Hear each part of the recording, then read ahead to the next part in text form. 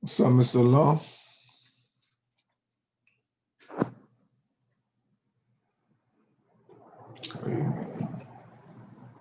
No, I'm not really. Okay.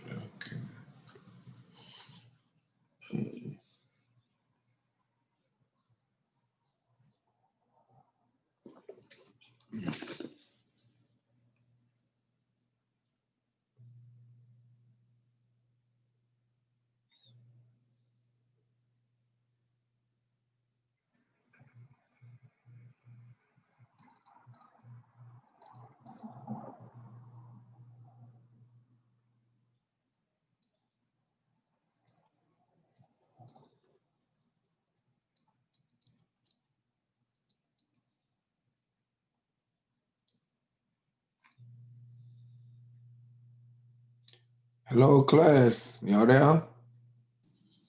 Hello, Mr. Sylvester. All right. How you doing? Good. All right. That's good. That's good. Everybody took my test. Test 6? Okay. All right. Anybody with any questions? I want to go to, okay. I gotta find my Zoom. Anybody with any questions? All right. Oh, I want you to put your names in the chat for the roll.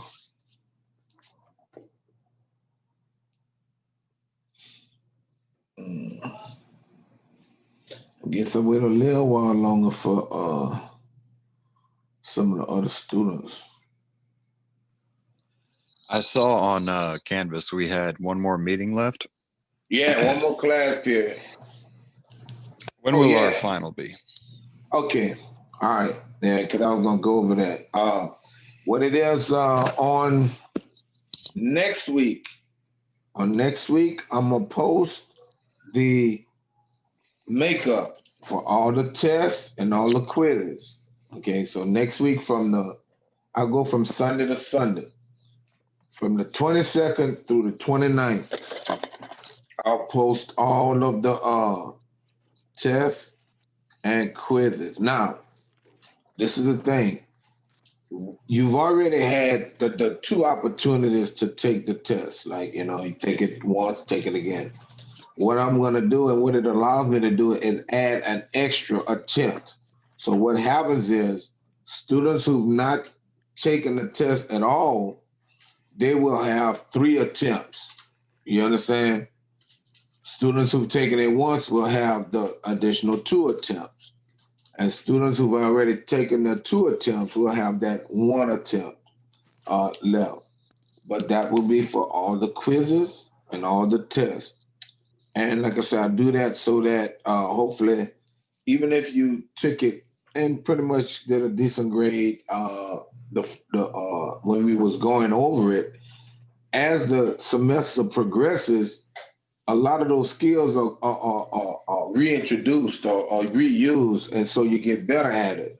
And so when you take the test now, I'll be grading you on what you actually know, not on what you knew at the time we went over it. So hopefully that can help you boost the grades. You said the 22nd through the 29th? Right, Sunday to Sunday, right. Because the final will be posted on the 30th at 12 o'clock in the morning until the Friday, the 4th. All right. I'm not going to try to fit you into like a 2-hour window on this day. And then it's like, oh, well, Mr. Vester, I'm going out of town for the holidays or whatever. You're going to have the 30th all day, night till the 4th, all day and night to take the test. So pick out a time you want that well, maybe no one's at home or everybody's asleep. I can wake up, I can take my test, I won't have any interruptions, and I could take my test. Now, what you can do, because even on the final, what I do, I give those two chances. So what you can do, you can say, okay, I'm gonna go through or did I say anything about the practice final? I didn't know. No. Okay. The practice final, I will post also next week from Sunday to Sunday.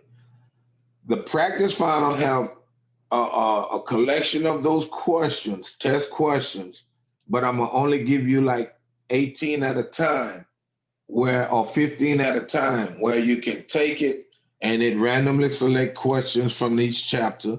You take it. It doesn't give you it tells you your score, but it doesn't tell you what you missed. But you've just seen the question, so you could go back and review and check to see if you answered it right. Take it again, and you could take that test as many times as you want up until I close it out on that Sunday before I open up the final.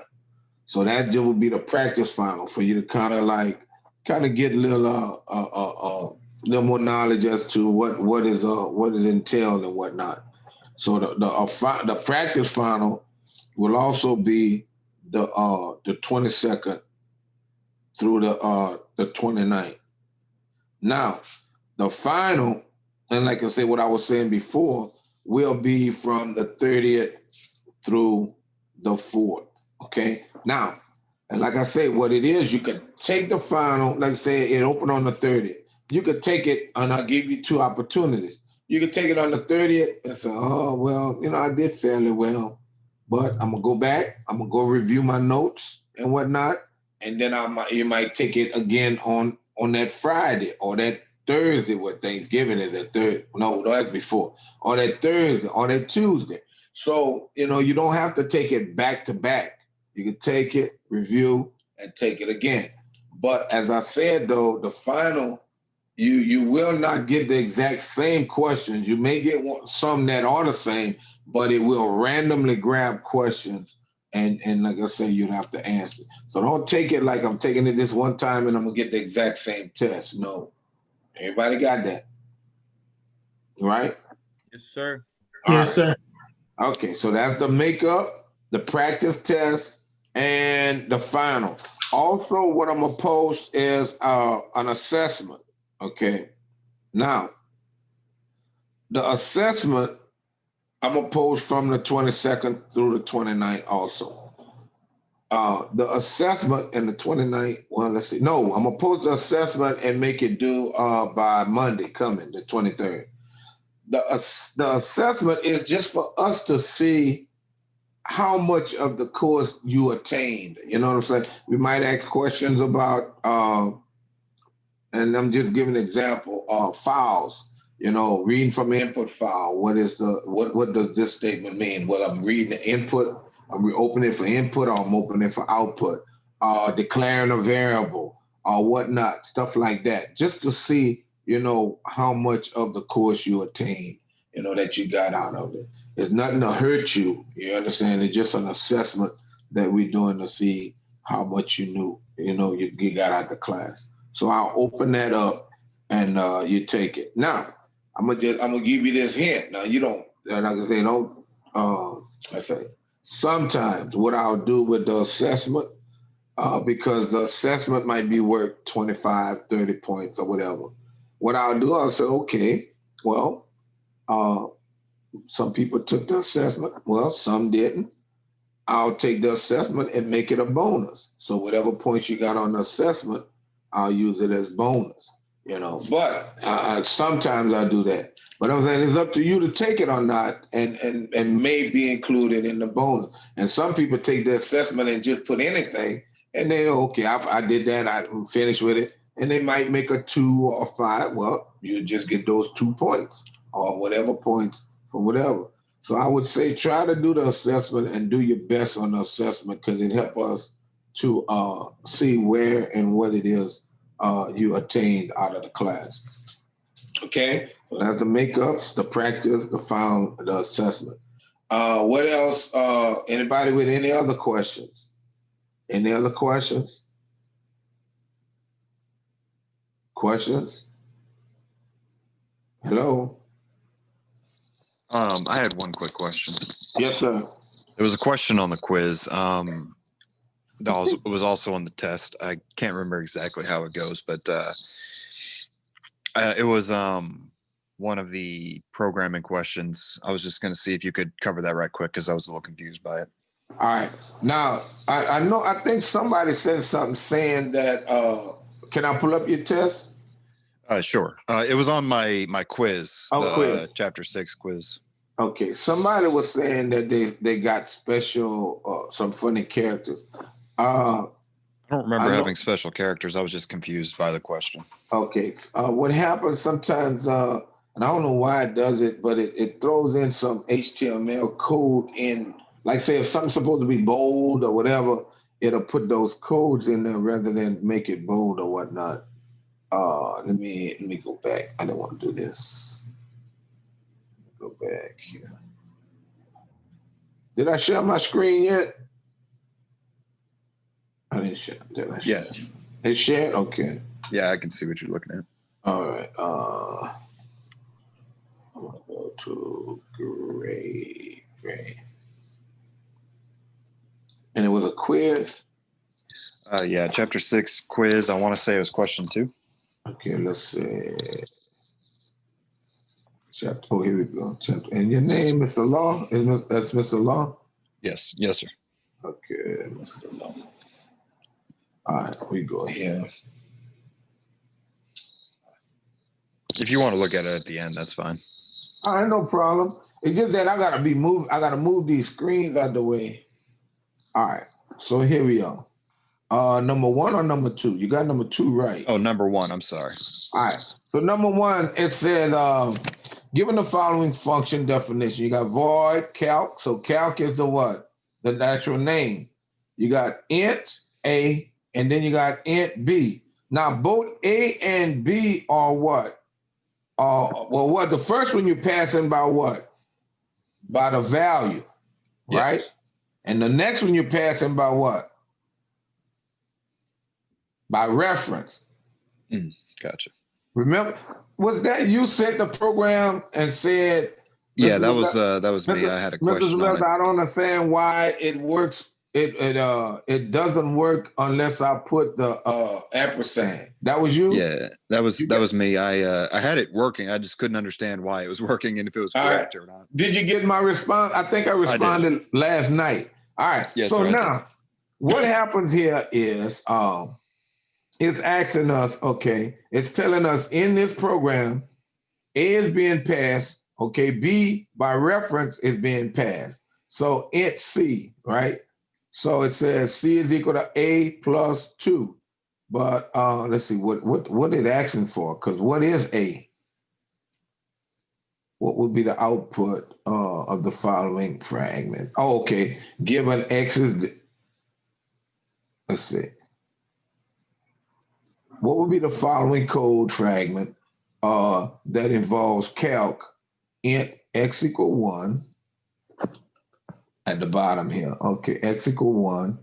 Okay, when we call in calc X and Y. All right, so what happens is you're passing X into what? A, and Y into okay, Y into B, but referenced.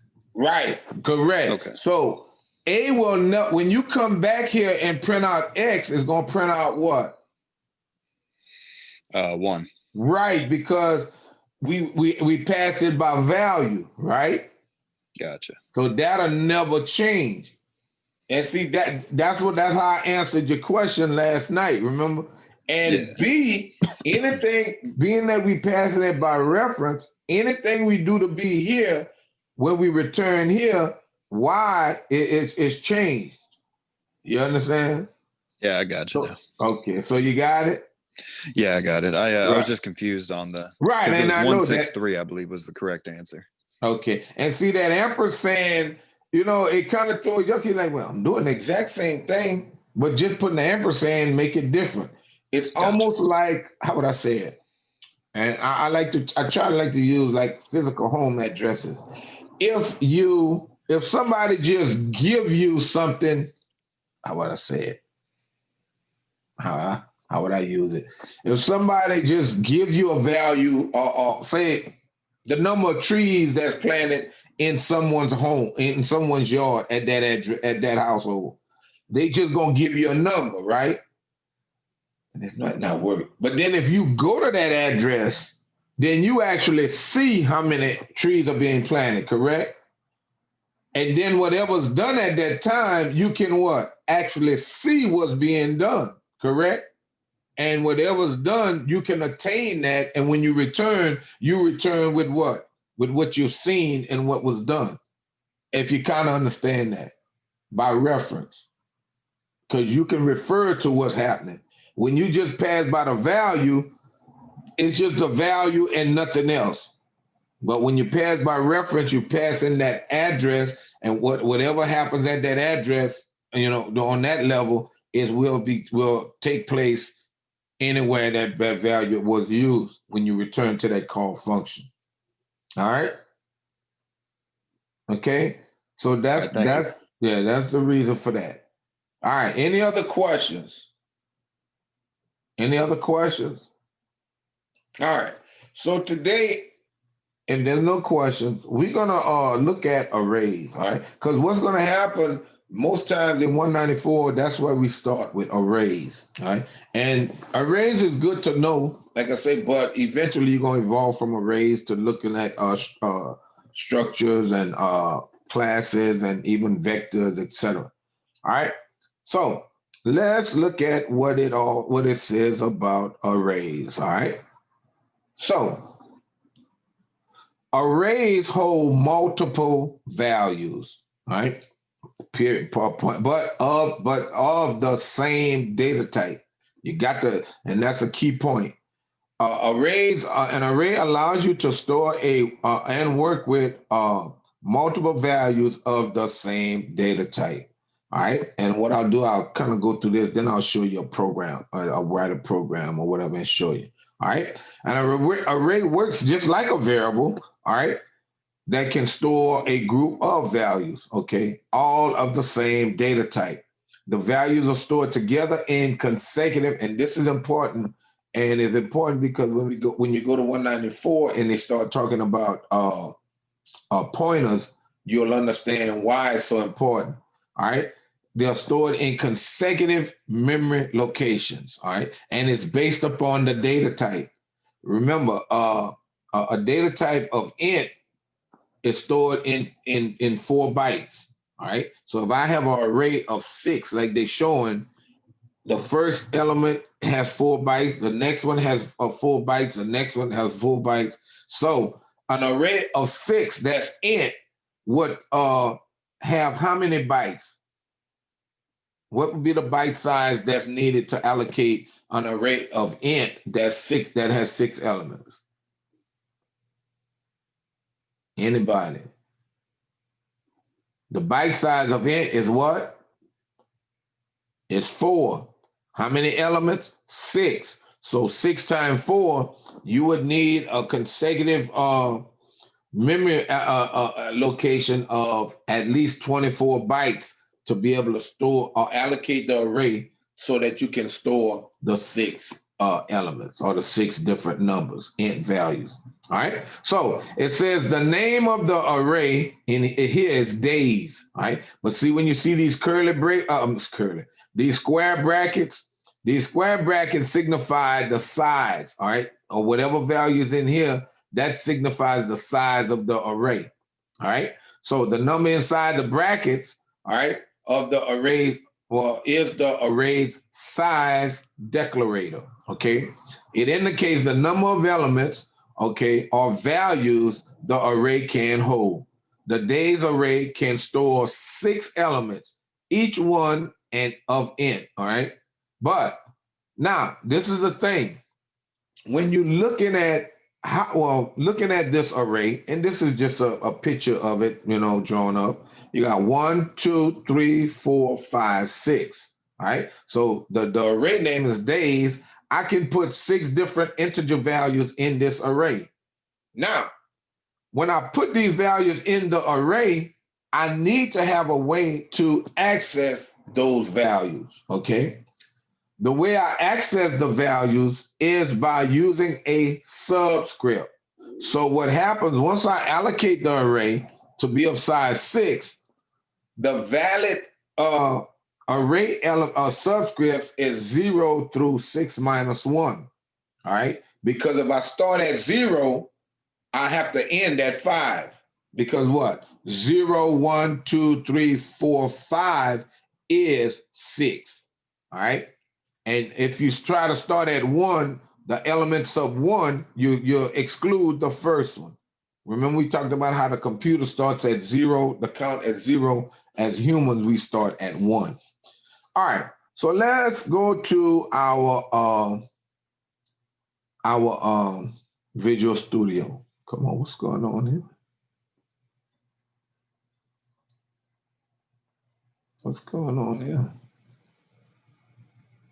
I'm gonna have to close it. Why it's not working? Close it up. Okay, let me reopen it. What was it doing? Let it come back up. Oh no, I close it and it closed out and it coming back up. Give it time. All right, so yeah, so now what I'm gonna do, I could take this out. I'm gonna just set it up to where, and this take all this out. Mr. Laws, this was your program, because I looked at it last night. All right, I think. So what happens is, and one thing you have to remember, the size declarator of an array, like this size, has to be constant. Because once you allocate an array size, it can't be increased or decreased.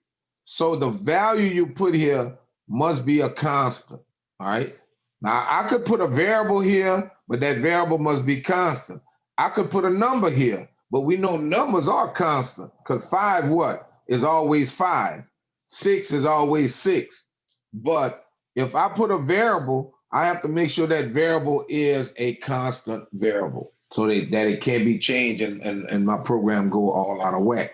So give an example here. I could say something like int, and I would say num, okay? And I'll set num to 5, okay? Semicolon. I've just created a variable called num that has what? 5 memory locations, all right? 5 elements. Now, it's 2 things I can do. Now I've created it, I can actually add values to that array, or I could initialize the array and say equal, curly brace, and I could do something like this, 10, 20, 30, 40, 50. Wrong. So that's initializing an array. So I've created the array, but I gave it the values. So I have 5 values. All right, so what? Num sub 0 is 10. Num sub 1 is 20. Num sub 2 is 30. Num sub 3 is 40. And num sub 4 is 50. Now you ask, well, Mrs. Vessel, what num sub 4? Why not 5? 5 goes outside of the boundary because if I say num sub 5, there's no 5. 0, 1, 2, 3, 4, which is 5. Now, I could also do this, say int, or not int, const, int max, all right? Or even I could say size. Now, or equals and 5. Now, I've created a constant variable, and now I could say this, 5. This is the same as putting a 5, but the benefit of putting a variable here that's constant, if you ever have to change the size of your array, if you change a constant value here, it's automatically changed here. And if everywhere I use size in my program, it's going to work, you know, because I could have a loop going from 0 to size, you know what I'm saying, rather than to 5. Because if I change 5 to 10, and then I'll say for int x equals 0, x less than 10, but I change everywhere I have that, I have to change it. But if I use a variable, that variable will change at all those locations without me having to make modifications. So I can initialize an array. Now watch. I could initialize it. Now, how can I output the values? I could do cout, and I'll do /n/t in double quotes. And then I'll say, I'd have to say num sub 0, all right? I could do that. Now, if I needed to print them all out, I'd have to copy and paste, right? Or I'm doing it because I'm to save time, all right? And I'm gonna just, no, I don't want to copy. I'm gonna just keep pasting it 5 times and change something. Now, so, and then I can go in and do what? Num sub. If I do this, it's gonna print out 10 5 times. But if I print out num sub 1, num sub 2, num sub 3, and num sub 4, now it's gonna print what? Each individual value is gonna print out 10, 20, 30, 40, 50. So let's run this and see what happens. So we debug it, and let's see what happens.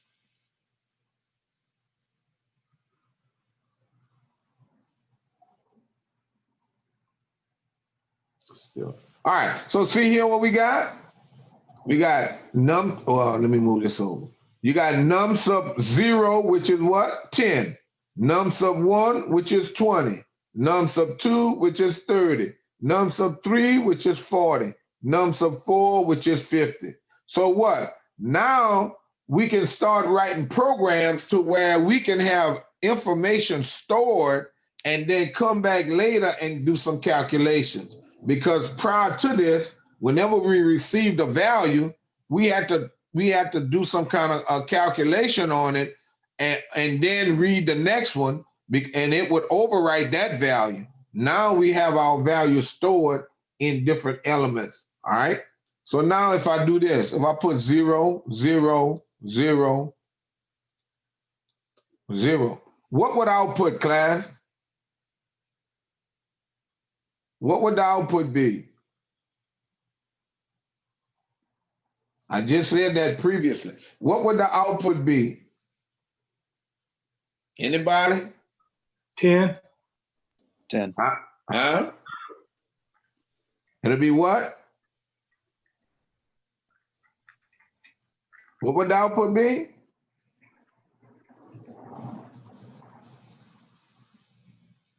Who said 0. 10? Who said 10? I did. It'll be, all of them will be 10. Oh, all right, correct. 10, 10, 10, 10, 10. Right. So each time it's outputting, it's just outputting the same location, correct? See? Correct. 10, 10, 10, 10, 10.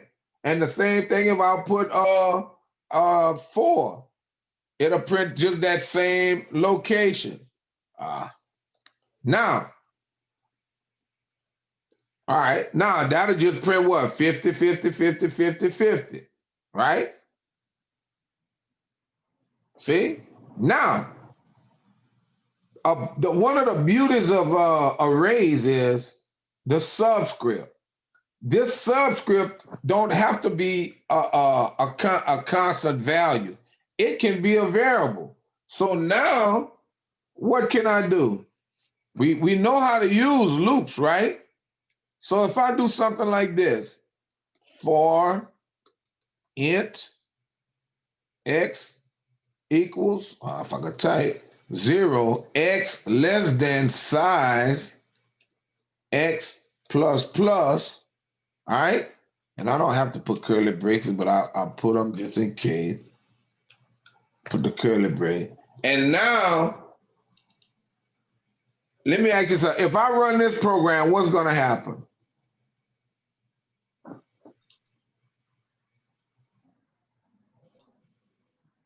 If I run this, what's going to happen? Anybody? You get an error. Nope. All right, we going from 0, x going from 0 to less than 5. So 0, 1, 2, 3, 4, and then kick out. So you're going to perform this 5 times. So what is going to do 5 times? It's going to count 10, 20, 30, 40, 50. Well, Well, 10, 20, 30, 40. What we printing out? 4. We printing out num sub what? What's num sub 4? 0, 1, 2, 3, 4. So we're going to print out this each time. We're doing the loop. How many times? Oh, gotcha. 5 times. So what we actually doing? We printing out 55 times. Everybody got that? So let's debug it. Let's see if that's true. 1, 2, 3, 4, 5. So everybody saw what happened. I did the loop. I went from 0. I went to less than size, but I'm printing out the what? The same value over and over. Now, what if I just simply do this? Uh-oh, not that. What happens? Now what happens? Anybody?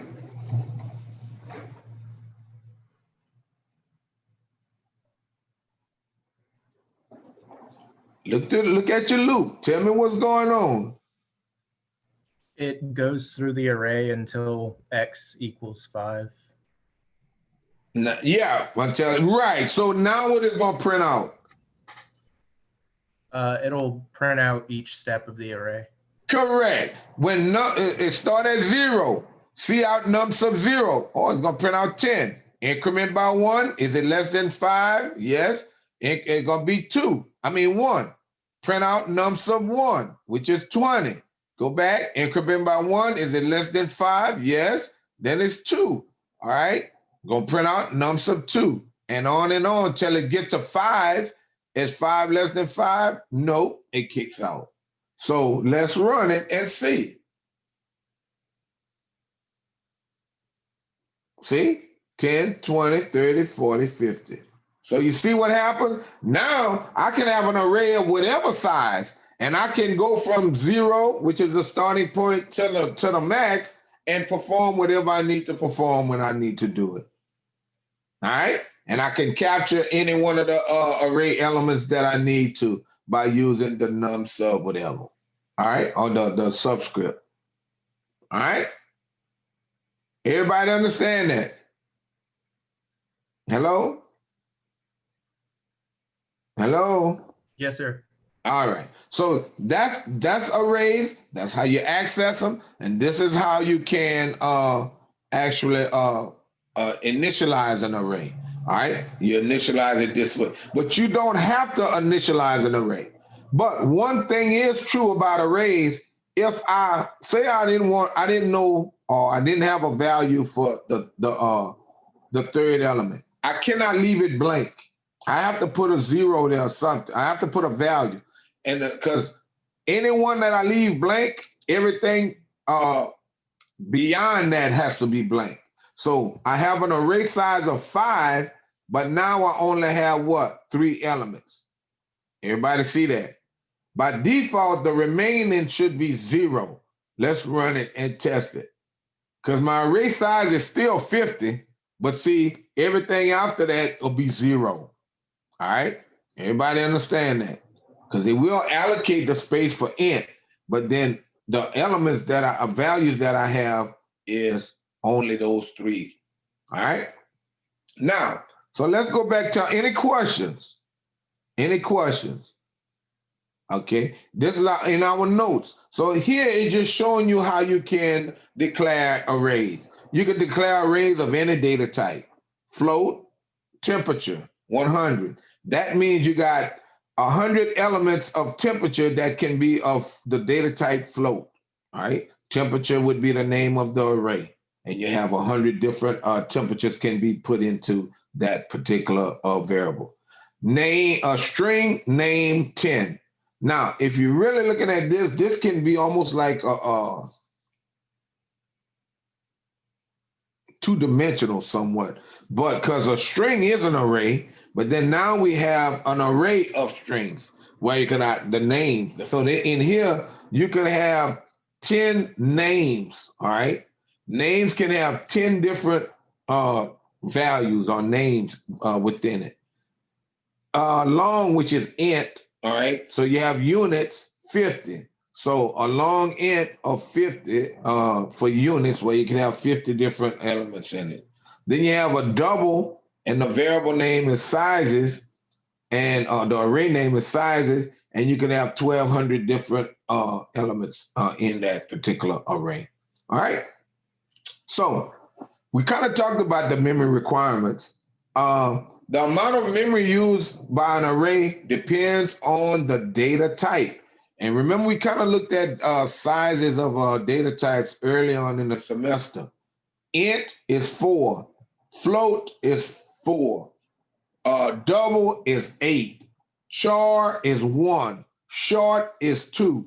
So when I create an array, the data type is very important in knowing how much space is allocated for that array. So look here, we got short, which is short int, hours 6. Short is 2 bytes. So how many bytes of memory is needed to allocate hours of six elements? That would be what? 2, which is the data type length, times 6. So that would be 12. All right. So you would need 12 bytes of consecutive contiguous memory so that you could allocate for hours sub 6.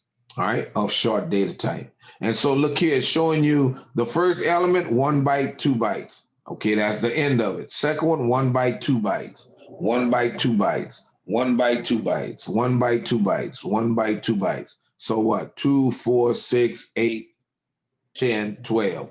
12 bytes.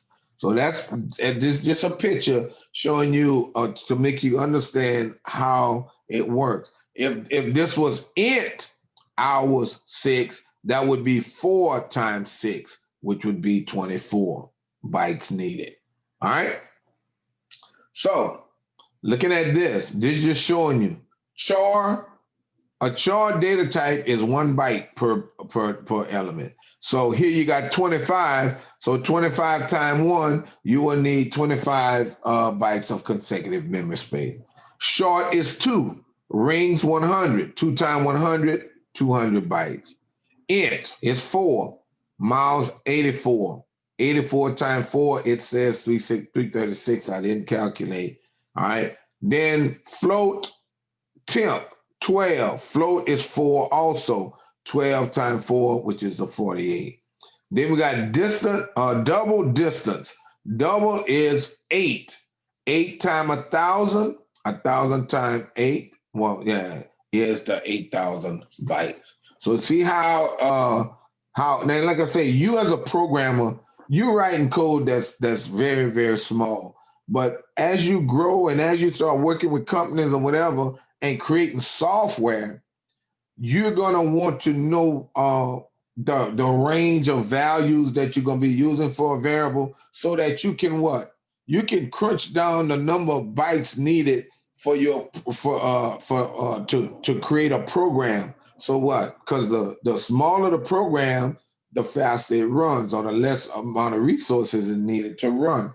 So you'd want to know, well, can I use a short data type? Because short goes from what, 36,000 something to 36 something. So if you know your number is never going beyond that number, you don't have to use int. You can use short.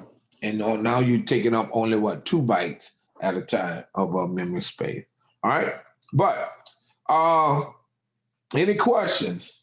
Anybody with any questions? So that's how you calculate the size of an array. All right. Access an array elements, which we kind of looked at already.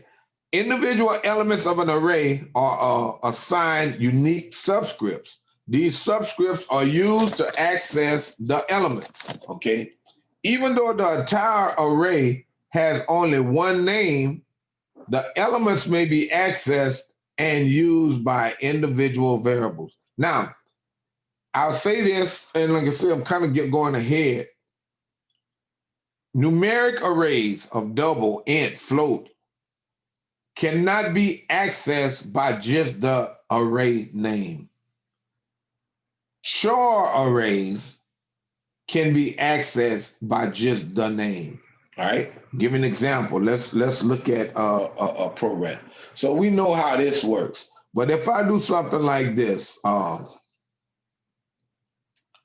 I do char name, and I'll make it 5. I'll make it 6. Okay, equals. Now what happens is I have to leave a space for the null terminate. We'll talk about that later. But then I'll do something like John. All right, semicolon. So I've just made John what? A part of this array of 6. So name sub 0 is J. Name sub 1 is O. Name sub 2 is H. Name sub 3 is let's see, 0, 1, 2, and 3 is N. You got me? So this is the individual values as opposed to in this one, sub 1, 0, 1, sub 2. Sub 0, these are all together, joined together. Now watch what happens.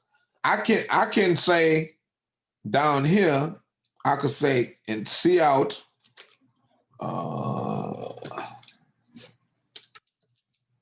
name.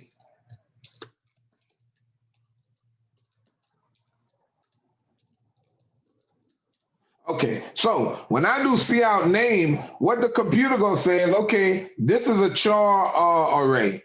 I'm gonna start at the beginning address and I'm gonna stop at the null terminator. So it knows to print from the beginning to where the end stops. I can't do that for integer arrays. I gotta print out each individual value. Now let's look at that, let's prove that theory. All right, so we run this program. And see, we get John. We get the 5 values here. Well, 10, 20, 30, and the other 2 are blank. All right. And then we print out name. And name is what? John. Now, the thing is, what I'm gonna do, I'm gonna close this out. So somebody might say, well, Mr. Sylvester, if you could print out name, you should be able to print out num. Can't do it. So let's try it. Well, let me copy it rather than try to type it.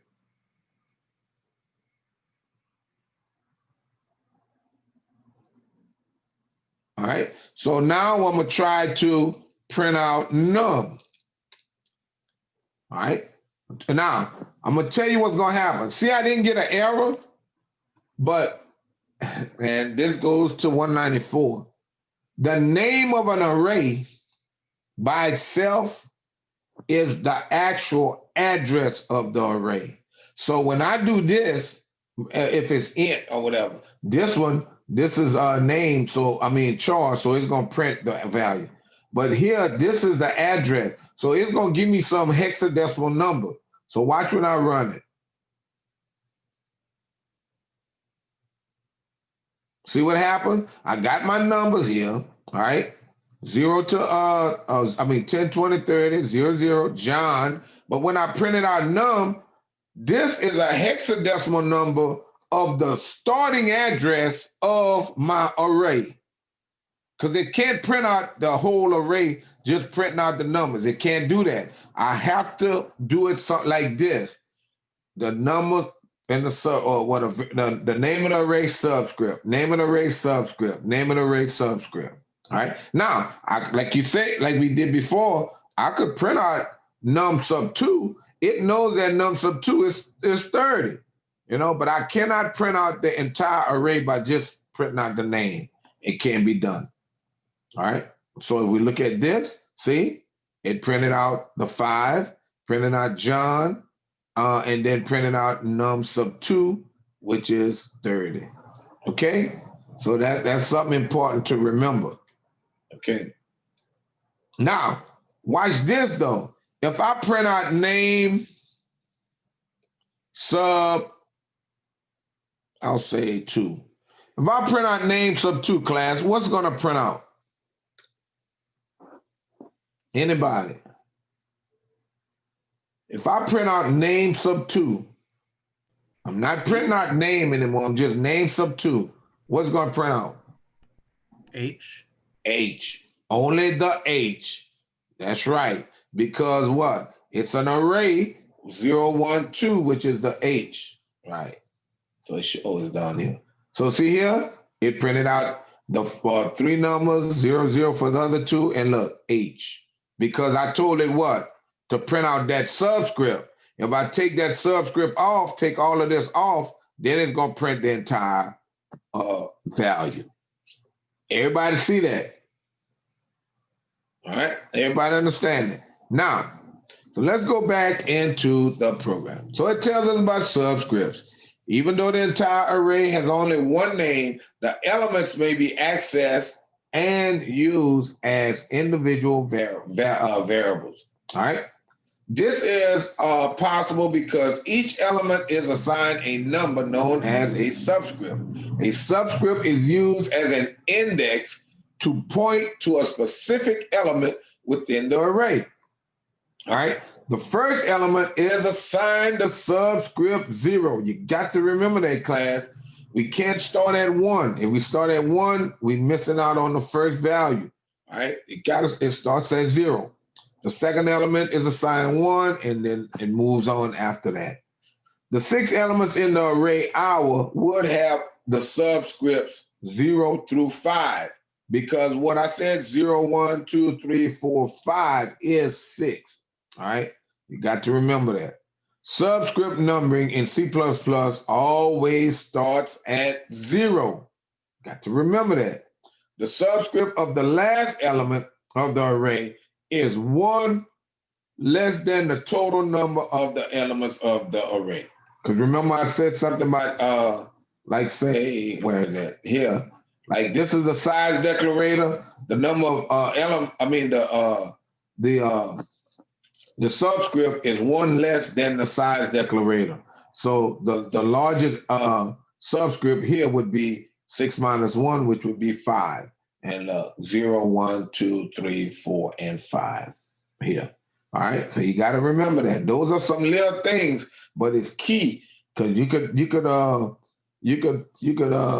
man, go through some frustration just by not remembering those little bitty things. All right. So here, each element in the hours array, when accessed by the subscript, can be used as a short variable. Okay. So all it's saying is I can store this into here. That'd be the first short value that's stored. Here's an example of a statement that stores the number 20 into the first element of the array. All right. So now, so what happens is when it stores, it created hours sub 6, and then it didn't initialize it like I did with my array. But then we can put data into that array. All right. So it put that data into the array, and the rest was left blank. All right. So because values have not been assigned to the other elements in the array, question marks here will be used to indicate that the content of the element is unknown. All right. So zeros really. An array is defined globally. All right. All of its elements are initialized to 0. Or it says if. All right. Now, local arrays, however, have no default initialization value. But I think mine was local, if I'm not mistaken. Yeah, see, mine was local, and it still gave it what? 0. It was local what to the main, and I still got zeros for the initialization. All right. So now, Oh, that's because I initialized the first part. So here, look, now they did what? Hour sub 3 is equal to 30. So they put 30 into the array. Now, say you wanted to put something in this array, you already have 30. You could just say hour sub 3 is equal to 30 plus 2, and then it'll overwrite 30 with 32. Simple as that. Just like you deal with variables, you can change the value of a variable, or just a single, like x. X could equal to 2. And then in the next statement, you can say x is equal to 2 plus 4. Same difference here. You can always reassign values to a variable. All right? Understand the difference between the array size declarator and a subscript. The size declarator here, where it is, here, well, no. Where it is. Here, this says short hour 6. So when you give the data type, this would be the size declarator. You allocating 6 elements, all right? But in here, yes, ma'am. What's up? Yeah. All right. In here, you're saying that hours sub 0 is equal to 20. You don't have int hours sub 0 equal 20 because hours is already declared to be, well, it was short hours sub 0 equal 20 because hours is already allocated to have what? 6 elements in it. So I cannot do a short hours equal hours sub 0 equal 20. Hours sub 0, okay, that's pretty much the element sub 0, the variable, which is an array, hours sub 0, you're assigning that first element to 20. All right? Now, so the size declarator and the subscript is 2 different values. All right? Size declarator is when you're declaring your array. The subscript is when you're manipulating your array or trying to access data from your array. Now, inputting and outputting array content. And notice what? I used the loop when I did mine. This is the dinosaur way. Let's look at this program. Look what happened. You have an array called hours with a constant variable called num employees set to equal to 6.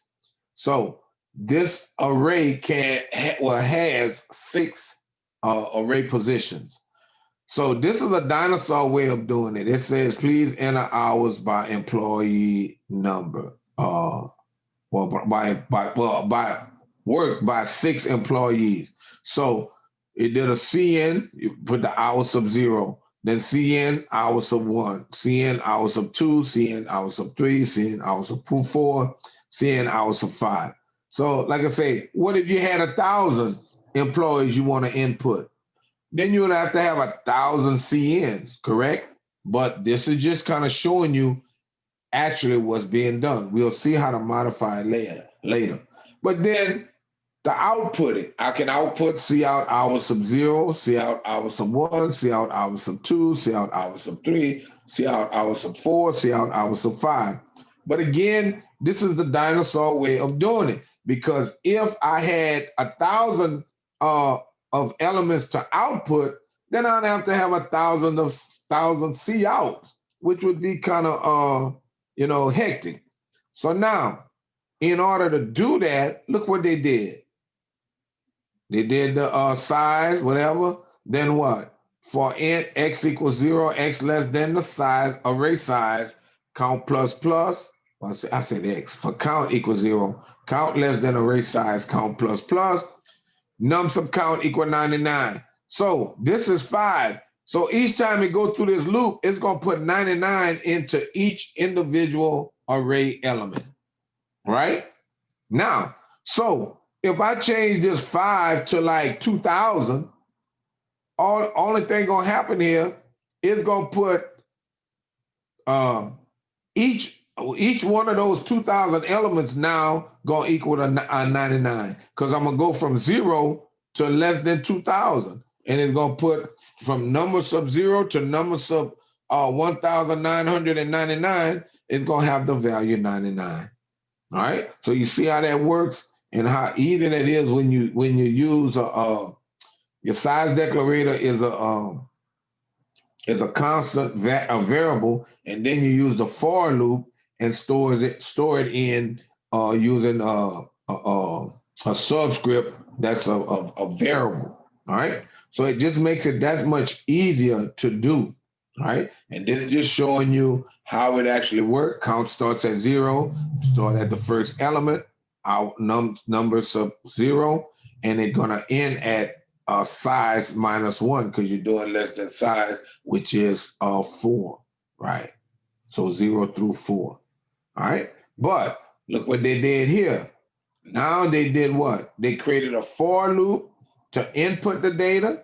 All right. So I have only one CN statement rather than what? 5 of them.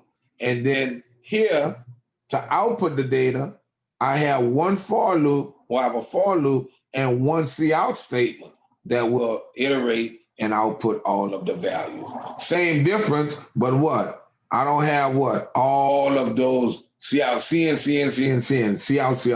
cout. And like I say, looking at this code here, if I would change this to 1,000, well, not here, change this 6 here to 1,000, then what? Count is less than 0, count is less than 1,000, and it's going to perform this 1,000 times. Then the output for count is 0, count less than 1,000, then it's going to output our sub 0 through 999. All right. So it makes your program more versatile and more compact. So you're not repeating instructions. All right. Questions. All right. So it says, take a look at the first loop. All right.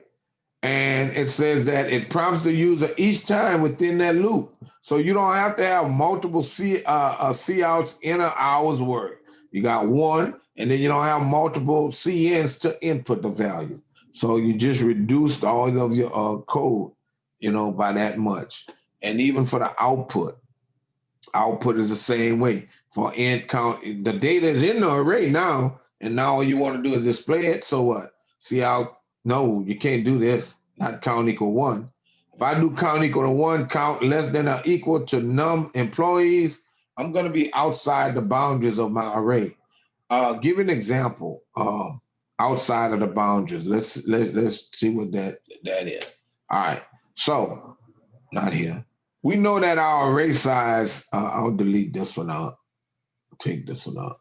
Okay. I'll take this out. Take this out. All right. So, if I do this and I'll say less than or equal to 5, all of a sudden, I don't know if I can tell you, all of a sudden now, right? Well, it just give me the error without even doing it. Because what's happening now, I'm saying, oh no, that's wrong. My fault. That's wrong. This is where I want to put it. That's not equal. That was a syntax error. All right. So now, what I'm saying now is start at 0 and go 0, 1, 2, 3, 4, and include 5. So that puts me 1 over. So now when I run it, watch what happens. It might give me garbage. It's gonna go outside the boundaries, and see here, it gave me an address of those is in 4. Whatever was at those 4 bytes, it just give me that address. Because what? It's not really a defined location, because my array only has 5 elements. And I told it to do it what? 6 times from 0. Even if I put a 1 here, I'm starting at 1, which means I'm starting at the 20. And if I run it, watch. Oh, it's down here. See, it started at 20 because it what? For X is 1, cout name, so 1 increment. So it went to 1, 2, 3, 4, then the 5, it was equal to 5, 9 kicks out. So what happens is, and if you look here, well, let's see what it happened. Yeah, really it got an error because what happened, it exited with a code of 0. Well, it didn't really give me an error, but it is an error because I'm outside the boundaries of my array. All right. So you gotta make sure that you do not go beyond the boundaries of your array size because it can cause issues. All right. And so now I took it out. Even if I go from 1 to less than 5, what this is gonna do, what this does, this excludes the first one.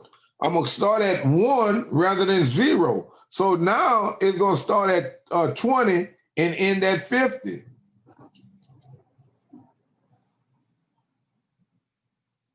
Oh, where's that here? So see, it started at 20 and ended at 50 because I said start X at 1. The subscript, it started at 1 rather than what? 0. So you got to be aware that computer science, it starts at count as at 0, not 1. And like I say, that can be a major issue. You got to make sure you remember that. All right, you got to make sure. All right. Okay. Now, it tells us this. We went through this, but we went through it with the C out. Remember we said about integer arrays, or not it, numeric arrays. Numeric arrays cannot just be printed by itself. It's going to just give you the address. You cannot read numeric arrays by just giving the array name. You got to read it through the subscript. But you can read in the name of a char array, because I could go back here and I could say char name.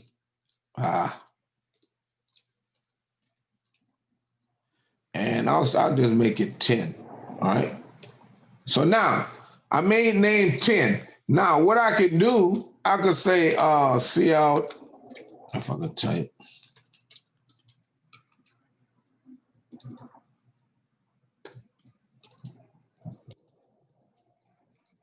Enter your name, and then I could do a CN. All right. I could do a CN being that I'm at the end. No. I'll just do CN name. All right, CN name. All right. Then I could do cout.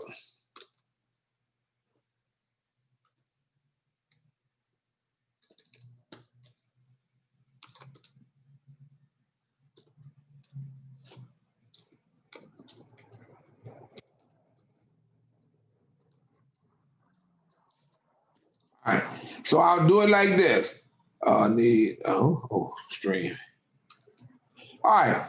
So notice I can read in the name because it's char. Just read in name, read in all the characters. Because what happened with character data, being that name is an array or a string of characters, it's gonna read name either until a white space, which is a blank space, or until I hit the enter key. All right. Or up until those 10 characters, or really 9 characters, because we're going to try to put the null terminator. Now, and then I can output the name without trying to output the individual character, the subscripted character. All right, so let's run it. Okay, it's going to give me 0 through 50. 10 to 50. And name. Say I enter 10 name, Timothy. All right. So I'll put Timothy. When I hit enter, it output hello Timothy. You see, I just said what? Cout name. It outputted from the beginning up until that null terminator.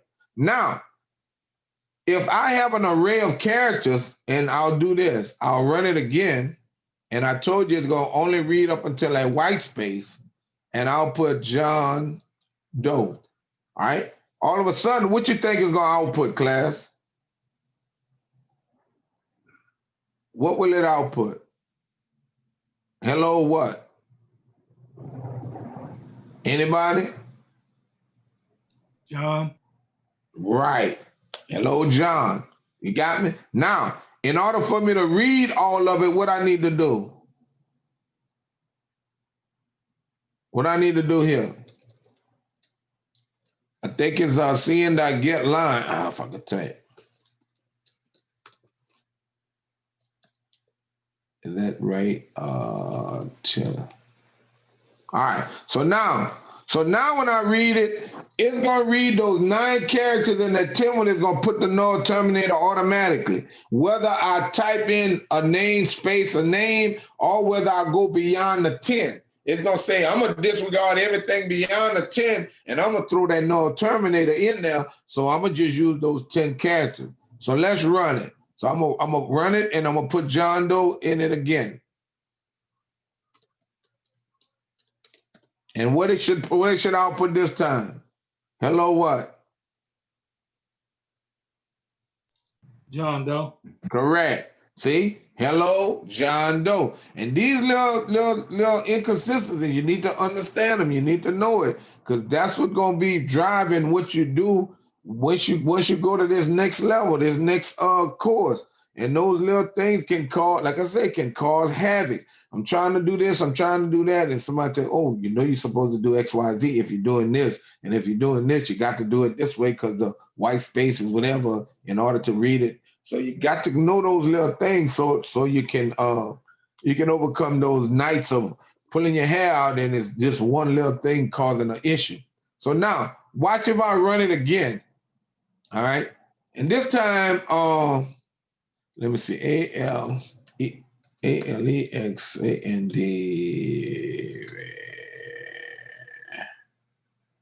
How many it is? 1, 2, 3, 4, 5, 6, 7, 8, 9. I'll just add something.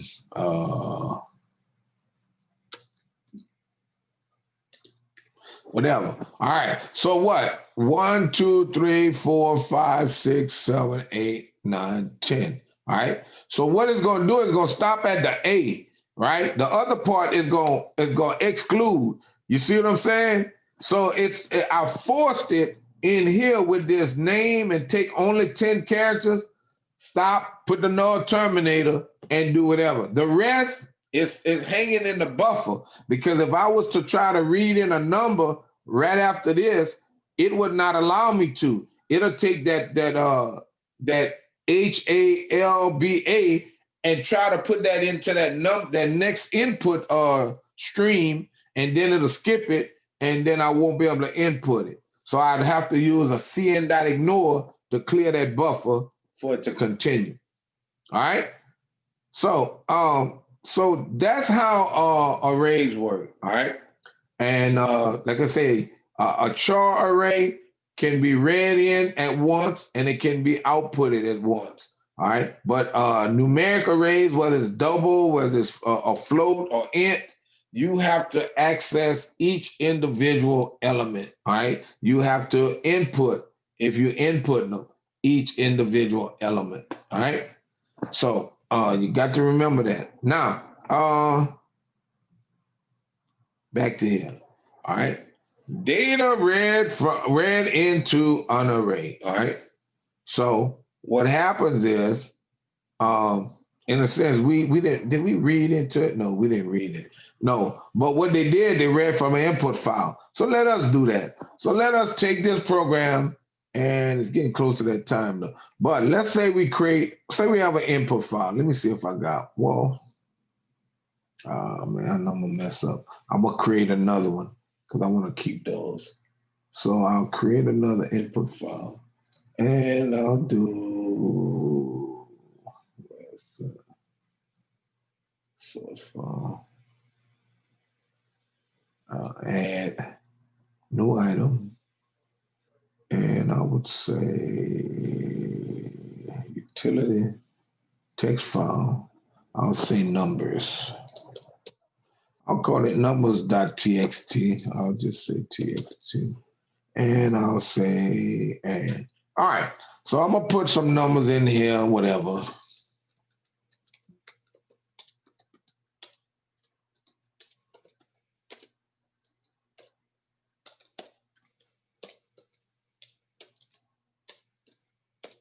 All right. So I have 10 numbers, right? So now I'll go back to the program. So in this program, if I'm reading in numbers, I need what? I need to have what? Pound include. I'm gonna tell you. F stream, right? Now, all right. So now I can create my file object. I can say what? Reading in, so I can say IF stream. And I'll say in file. Okay. Is it in file? Yeah. Oh no. Yeah. All right. So I call it in file. So I call it in file. So let's say in here, I'll say in file dot open. And what's my file name? My file name is numbers, right? .txt. So I'm gonna open that. So now I open that file. So now I'm gonna change this. I have 10 elements. So I'm gonna put 10. I'm reading in 10. All right. I could remove this. All right. Now I'll do size, but I don't want to give it anything here because what? I'm reading from a data file. So now I want to go from whatever the size, I want to do what? CN number or num, because this in here is num. Well, it's already there. Num sub x. So each time I go through this loop from 0, num sub 0, 1, num sub 1, 2, num sub 2, all the way to what? Less than size. All right. Now, what I need to do now is once I read it in, all right, let me copy this and paste this. All right. But what I can do here, I could say in file dot, because when I'm finished reading from the file, I could close the file. So now x equals 0, x whatever, I could do a C out. All right. On the C out, num sub x. All right. And put them each on a new line. But before I do that, I'll do.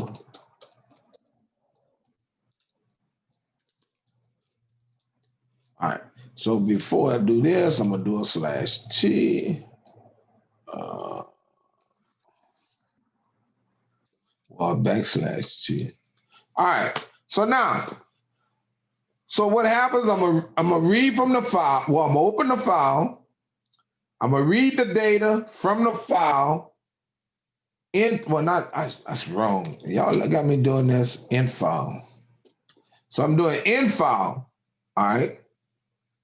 Num sub x. So each one is gonna read from in file and store it into x. So let's run this and see what happens. So debug this and run it. See what happened? These very same numbers was what? Where's that? Where's numbers? So I didn't have to. Oh, let me move this.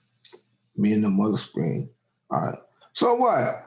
All I had was a data file, and look how fast it processed that data. Boom, just like that, split second. A lot of times you get files when you're gonna be working with computers. You're gonna receive data in a file in certain format, in certain listings or whatever. And based on how that file is sent to you, you can write the code to retrieve that data, process that data, and do whatever you got to do with it. All right. So see how this could be data somebody sent us. Okay. I just read it in and wrote it out, but we could manipulate it, sort it, do whatever we have to do to it, and then move on to the next phase. So this data, look at the 1011, yep. 2283, yep. 3839, yep. So and the last one, 2398, yep. So you see, all these records was read in and printed out. So what? And what? They were read into a what? An array. It wasn't just read in. Because see, if I would have not had an array, I would have had to read the number and print the number in this loop. Everybody understand that? Without an array, I would have to read the number and print the number right after I read it. Because the next time through, it would have tried to read the number and it would have been over. I mean, when I went to the loop to print, it wouldn't have had the number to print because I'm just writing it to a single variable, not an arrayed variable. Everybody understand that? Understand the difference? Hello? Okay, hopefully you understand it. All right. Okay. I can even take this data and write it to an output file, right? So I could do a C out there, but I could also do something like this. OF stream, and I'll say out file, all right? And then right before here, I can do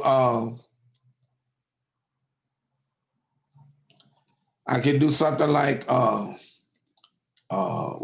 file dot open, and then I can do something like DAT, outnumbers.dat. So I'm gonna be putting this data in outnumbers.dat. So I could do, I'm gonna just double those lines. I'll do out data. Whatever I do to the screen, I'm gonna do to the file. Out data, inline, and then I'm gonna do here, I'll do out data,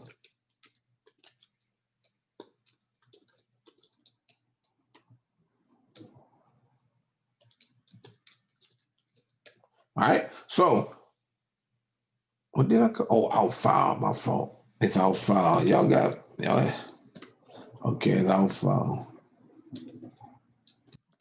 And then after I do that, I want to close. I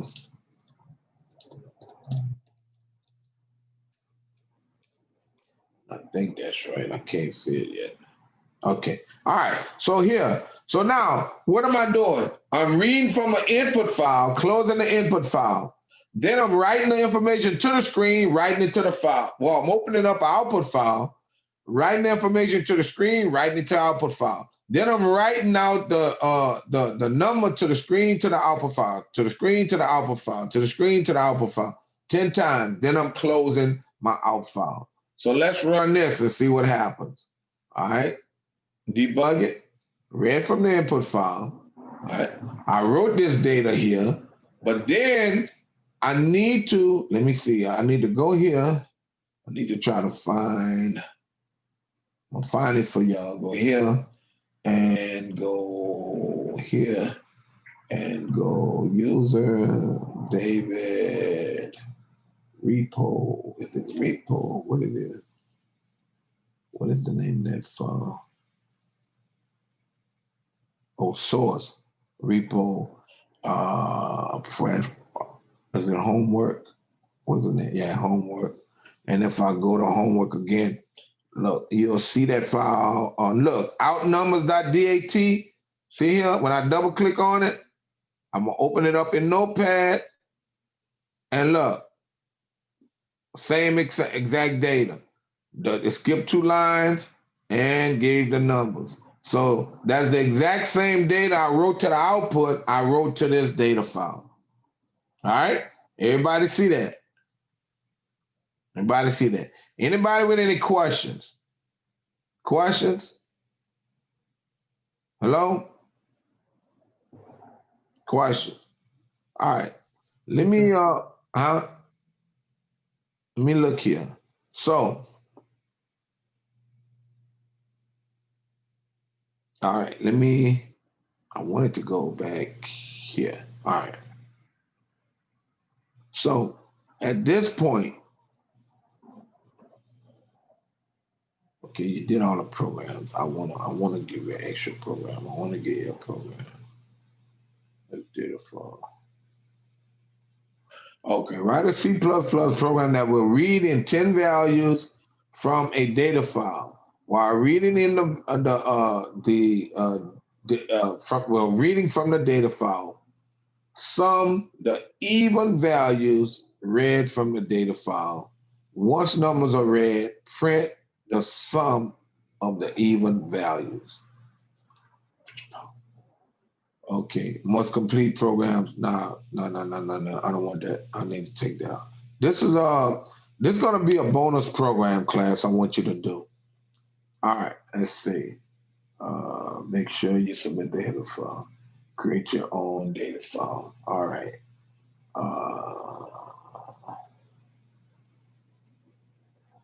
So I'm gonna delete this out. Now, so class, this is gonna be a bonus assignment. This is what I want you to do.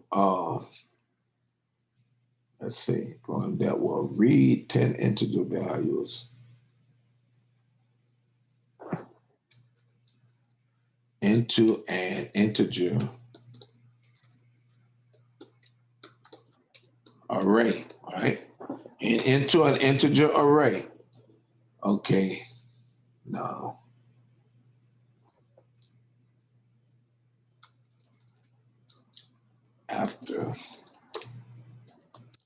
After reading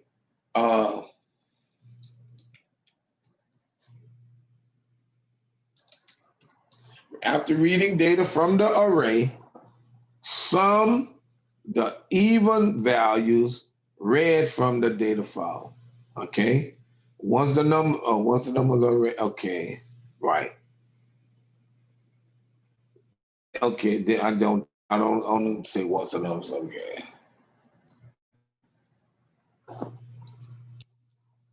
Then print the output of the sum of the even values. Okay.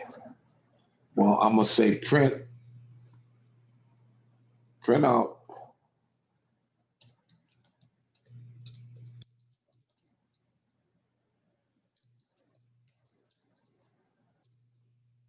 all right.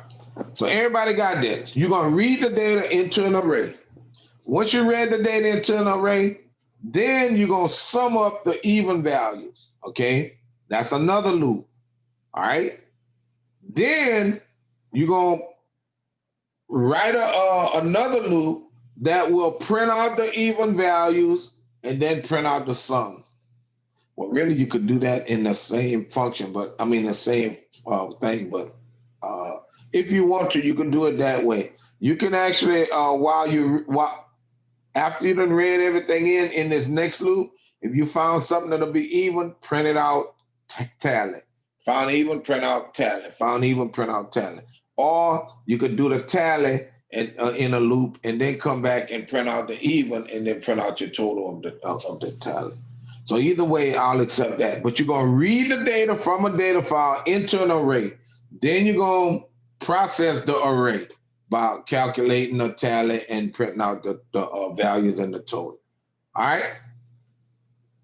Everybody got that? Hello? Yes, sir. All right. So make sure you put your name in the comments for the role, and this will be the assignment. All right, I'm gonna publish this, and I'll give you bonus points for doing it. All right. And like I said, next week, I guess it'll be a Q&A, and if you want me to go over something extra or whatever, but we could take that time to do whatever. Yeah, I wouldn't say it's a mandatory class period, but if you got questions or got whatever, we could deal with it on next class period. But I will propose the makeups. I will post the final for the 30th through the 4th, and I'm gonna post an assessment for you all to do also. I'll make the assessment due on Monday. All right. So make sure you do all that I put out there. All right. Everybody got that? Yes, sir. All right. All right. So y'all have a good one. Sign your name in the comments and have a good one. All right. Y'all have a good one. All right. Let me save this and post it. Let's see. What's the date? Date of 17th. I'll make it due on the 23rd. Okay.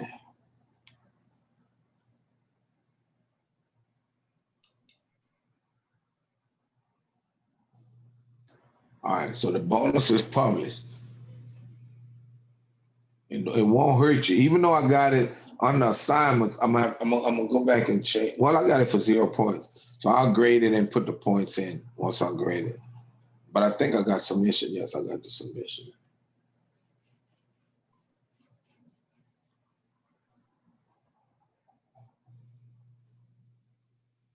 All right, everybody assign the role? If so, I'm about to log out.